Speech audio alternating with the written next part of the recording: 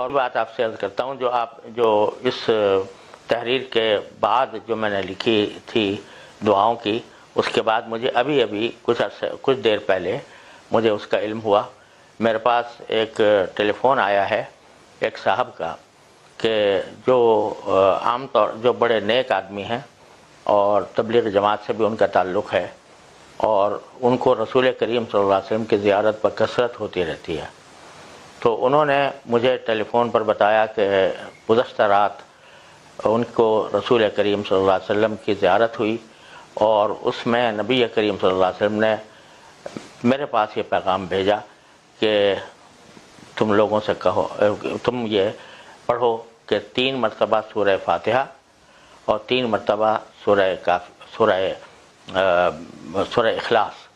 3 مرتبہ سورہ فاتحہ یعنی الحمدللہ رب العالمین جو ہم نماز میں پڑھتے ہیں، اور 3 مرتبہ سورہ اخلاص یعنی قل هو اللہ احد اللہ الصمد لم یلد ولم یولد ولم یکن لہ کفوا احد، یہ 3 مرتبہ، اور اس کے بعد 313 مرتبہ حسبنا اللہ ونعم الوکیل، حسبنا اللہ ونعم الوکیل، حسبنا اللہ ونعم الوکیل، یہ 313 مرتبہ پڑھے ان موجودہ حالات کے اندر، تو انشاءاللہ یہ اس میں اللہ تعالیٰ کی طرف سے حفاظت رہے گی۔ یہ نبی کریم صلی اللہ علیہ وسلم کی طرف منسوب کر کے انہوں نے بتلایا کہ خواب میں آپ نے یہ بتایا ہے۔ یہاں یہ میں عرض کر دوں کہ خواب بذات خود کوئی حجت نہیں ہوتا قرآن و حدیث کی طرح،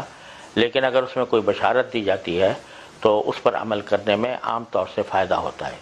لہٰذا یہ میں سمجھتا ہوں کہ، اور جن صاحب نے خواب دیکھا تھا انہوں نے مجھے یہ بھی کہا کہ اگر آپ کے ذریعے اس کی تشہیر ہو جائے، دوسرے لوگوں تک پہنچ جائے تو اچھا ہے، اگر ہر مسلمان یہ کام کر لے تو امید ہے کہ انشاءاللہ وہ اس وبا سے محفوظ رہے گا۔ جی ناظرین، آپ نے سنا حضرت کی زبانی کہ حضرت نے جو وظیفہ ارشاد فرمایا ہے، اور یہ کوئی عام وظیفہ نہیں بلکہ خواب کے اندر رحمت دو عالم صلی اللہ علیہ وسلم نے خود آ کر یہ وظیفہ بتلایا ہے۔ اور وظیفہ شروع کرنے سے پہلے ہمیشہ یاد رکھیے کہ درود پاک آپ نے ضرور پڑھنا ہے، 3 مرتبہ پڑھ لیں، 7 مرتبہ پڑھ لیں، 11 مرتبہ پڑھ لیں، درود پاک جو بھی آپ کو آسان لگے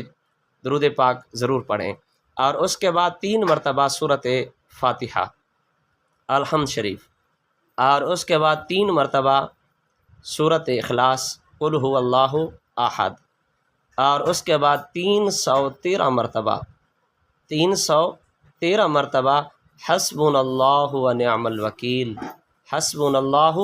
ونعم الوکیل آپ نے 313 مرتبہ پڑھنا ہے، اور اس کے بعد آپ نے 3 مرتبہ یا 7 مرتبہ یا 11 مرتبہ پھر درود پاک پڑھنا ہے۔ انشاءاللہ عز و جل یہ کامیابی کے لیے اور ہر کام کی آسانی کے لیے ایک ایسا مجرب ترین کمال کا وظیفہ ہے کہ جو اللہ کے پیارے محبوب علیہ الصلاۃ والسلام نے خود ارشاد فرمایا ہے، تو اس وظیفے کے اندر کوئی شک ہو ہی نہیں سکتا۔